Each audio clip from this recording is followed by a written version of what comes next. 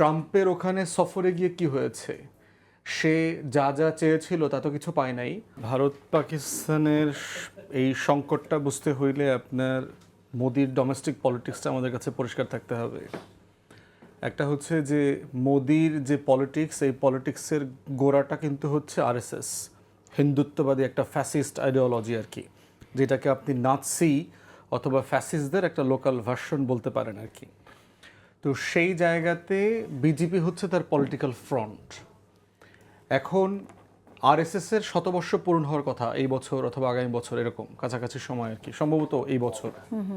এবং তাদের এই বছর একটা বড় ধর্মসভা হওয়ার কথা অখণ্ড ভারতের ব্যাপারে, যে পুরো চারপাশ সেই মানে আসম হিমাচল যেটাকে বলে আর কি, হিমালয় থেকে শুরু করে বঙ্গোপসাগর পর্যন্ত অথবা ভারত মহাসাগর পর্যন্ত যা আছে পুরোটা হচ্ছে সেই অশোক মৌর্য সাম্রাজ্যের যে আদি সোনালী ভারত, সেই ভারতটা তারা তৈরি করতে চায়।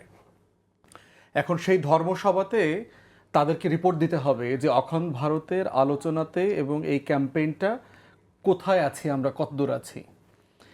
আরএসএস মনে করে যেই কারণে মোদিকে তারা প্রমোট করে দেশের প্রধানমন্ত্রী বানিয়েছে, বিজেপির নেতা বানিয়েছে, মোদি সেই এজেন্ডাটা ডেলিভার করতে ব্যর্থ হয়েছে। এই ব্যর্থ হওয়ার জায়গাটা কোথায়? ব্যর্থ হওয়ার জায়গাটা হচ্ছে যে আপনি যদি পুরো নেইবারহুড দেখেন, তার মানচিত্রে কিন্তু সার্কের কোনো দেশ নাই। যেটা সে 23-এ যে তার নতুন সংসদ ভবন করেছে দঙ্গল, সেই দঙ্গলে আপনার একটা অখণ্ড ভারতের মানচিত্র বসিয়েছে। সেই মানচিত্রে বাংলাদেশ নাই, পাকিস্তান নাই, নেপাল নাই, ভুটান নাই, শ্রীলঙ্কা নাই, মালদ্বীপ নাই, চায়নার কিছু অংশ নাই, আফগানিস্তানের কিছু অংশ নাই। এই পুরোটাকে সে একটা দেশ মনে করছে। তাহলে এই ধর্মসভায় তাকে তো এখন আসলে আপডেট দিতে হবে যে তার এই সে অখণ্ড ভারতের জায়গাটা কোথায়। রিয়েলিটি হচ্ছে এই প্রত্যেকটা দেশের সাথে ভারতের সম্পর্ক এত খারাপ যে ভারতের ওখানে অ্যাক্সেস যাই ছিল গত 10 বছর আগে, 2010-এ যখন 2014-তে যখন সে নির্বাচিত হয়ে আসে, তার থেকে অবস্থা এখন আরও খারাপ। তো সেই বাস্তবতায় দেখেন যে মোদি ডোমেস্টিক পলিটিক্সে প্রচণ্ড থ্রেটেন্ড অবস্থায় আছে। লাস্ট ইলেকশনে আপনার কংগ্রেস লেড যে কোয়ালিশন, তারা কিন্তু একটা সিরিয়াস ডেমোক্রেটিক চ্যালেঞ্জ তাকে ছুড়ে দিয়েছে। তারা এটাও বলেছে যে 5 কোটি 5.5 কোটি ভোট এদিক সেদিক করেছে, 100 আসনে আপনার কংগ্রেসকে হারানো হয়েছে। অতএব এই যে ইলেকশন ইঞ্জিনিয়ারিং করে তাকে জিততে হয়েছে, এটা কিন্তু মোদিকে 14-তে করতে হয়নি, 19-এও করতে হয়নি, কিন্তু 24-এ তাকে এটা করতে হয়েছে এবং আইন পরিবর্তন করতে হয়েছে। ইলেকশন কমিশনের যে আপনার ফ্রেমিং ছিল, সেখানে বলা ছিল ভারতের প্রধানমন্ত্রী, সংসদের বিরোধী দলীয় নেতা এবং প্রধান বিচারপতি 3 জন একমত হয়ে নির্বাচন কমিশন পুনর্গঠন করবেন, প্রধান নির্বাচন কমিশনার এবং অন্যান্য কমিশনার কারা হবে। মোদি এই টার্মে আপনার সেই নিয়মটা পর্যন্ত পাল্টে ফেলেছে। সংসদের নেতা এবং বিরোধী দলের নেতাকে কেটে দিয়ে সেখানে দিয়েছে আপনার ফেডারেল মিনিস্টার। তো ফেডারেল মিনিস্টার যোগ হওয়ার কারণে যেটা হয়েছে, সেটা আবার বিজেপির একজন মন্ত্রী হবে। তো 3 জনের ভিতরে 2 জন তার ভোট হয়ে গেল, সে আলটিমেটলি এটা সিলেক্ট করবে। আর তারা তো নিজেরা চিফ জাস্টিস নিজেদের মতো করেই চুজ করতেছে। তো সেই জায়গায় আপনি দেখেন যে মোদির ইন্টারন্যাশনাল ফ্রন্ট দেখেন, ধারণা করা হইতো যে BJP Modi internationally very strong. ট্রাম্পের ওখানে সফরে গিয়ে কি হয়েছে? সে যা যা চেয়েছিল তা তো কিছু পায় নাই।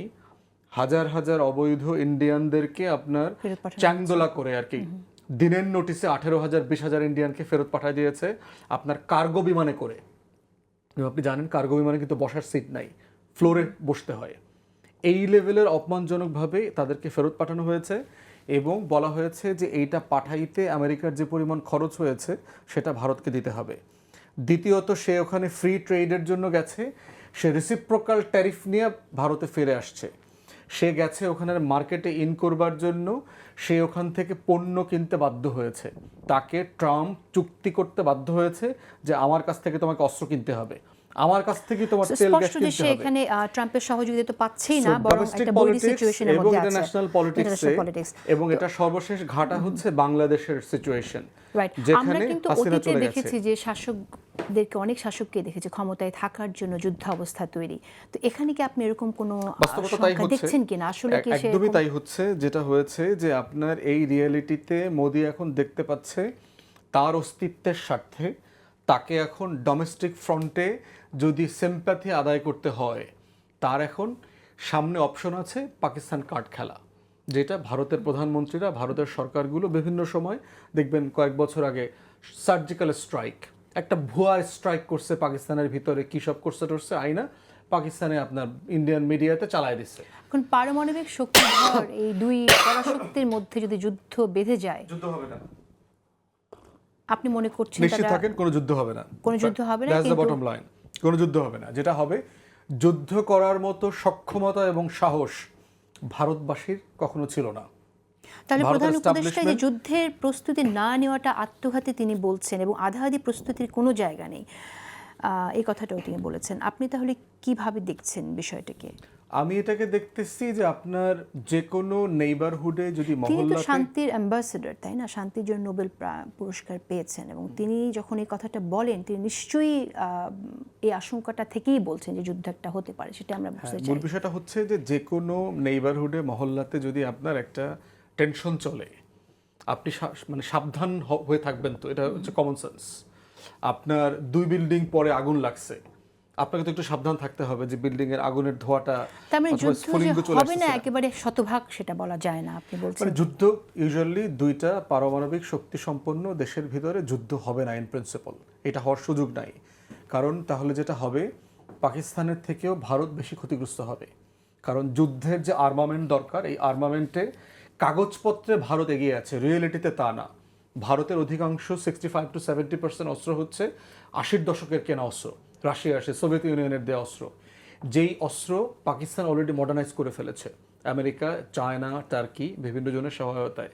এবং রিসেন্টলিও দেখেছেন আপনার টার্কি কিন্তু অস্ত্র সাপ্লাই দিয়েছে, বিমান দিয়েছে, ট্রাম্প ইভেন F-16 দেওয়ার কথা বলছে।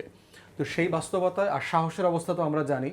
ভারতীয়দের সাহস হচ্ছে বলিউডের সিনেমাতে, ওখানে তারা ব্যাপক কুশপত্তলিকা পোড়ায়, ওখানে তারা মূর্তির সাথে মারামারি করে, ওখানে তারা স্ট্যান্ডবাজি করতে হয় না, আপনারা তো ফিল্মের বুঝবেন আর কি, যে এরকম মানে প্লাস্টিকের মানে সোলজার দাঁড় করায় রাখছে, এর সাথে সে ব্যাপক যুদ্ধ করে। তো ভারতের সাহস হচ্ছে ওই নিষ্প্রাণ প্লাস্টিকের মূর্তির সাথে সে যুদ্ধ করতে জানে। যোদ্ধা জাতি ভারতীয়রা কখনো ছিল না। ভারতের ইতিহাসের আজাদির আন্দোলন যদি দেখেন, ভারতের ইতিহাসে সবচেয়ে বেশি যোদ্ধা জাতি ছিল মুসলমানরা, ছিল পাঞ্জাবিরা, শিখরা।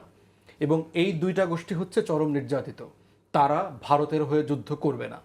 অতএব সেই জায়গায় আপনারা দেখতে পাচ্ছেন একের পর এক জেনারেলরা, যে আপনার ওয়ার টেবিলের যে মিটিং হয়েছে, ইন্ডিয়ান মিডিয়াতে দেখলাম আপনার যে অনলাইনে এসছে, জেনারেলরা যুদ্ধে রাজি হয় নাই, তারা বের হয়ে চলে গেছে, ওয়ার্কআউট করেছে। এবং লেফটেন্যান্ট জেনারেল কুমার নামে একজন ভদ্রলোকের কথা এসছে, তাকে বলা হয়েছে ট্রিগার চাপার জন্য, ভারত থেকে অ্যাটাক করবার জন্য, তিনি সেটা করতে অস্বীকার করেছেন। এবং লেফটেন্যান্ট জেনারেল কুমারকে ডিসমিস করা হয়েছে এবং তাকে রাষ্ট্রদ্রোহিতার সেডিশন চার্জ দিয়ে এখন গ্রেফতার করা হয়েছে। তাহলে সব মিলিয়ে যুদ্ধ করবার সক্ষমতা, আগ্রহ, সাহস কোনোটা ভারতের ইনফ্যাক্ট নাই। এরপরে দরকার হচ্ছে আপনার কূটনৈতিক সমর্থন। ভারত এরকম একটা যুদ্ধ হবে না, তাহলে শেষ হবে কিভাবে? মানে আমরা কি আশা করতে পারি যে এর আগে যেমন অটল বিহারী বাজপেয়ী গেলেন, আপনি জানেন, লাহোর ঘোষণাপত্র যেখান থেকে হলো, এরকম একটা সিচুয়েশন কি হতে পারে কিনা? এরকম কিছু একটা হবে টবে আর কি। আপনার ধরেন 2-3 সপ্তাহ নাটক টাটক চলবে, এরপরে দেখবেন যে ওই যে বিরহের পরে যে প্রেম আবার একত্রিত হয়ে যায়, নায়ক নায়কদের দেখা হয়, 2 সংসার মেনে নেয়, এরপর থেকে তারা আবার ভাতের সাথে বেগুন ভর্তা করে আবার সুখে স্বাচ্ছন্দ্যে জীবনযাপন করতে লাগলো। ভাতের সাথে বেগুন ভর্তা, এরকম একটা করে একটা রিয়েলিটিতে চলে যাবে আর কি। যুদ্ধ হবে না, যুদ্ধ করার মতো অবস্থা ভারত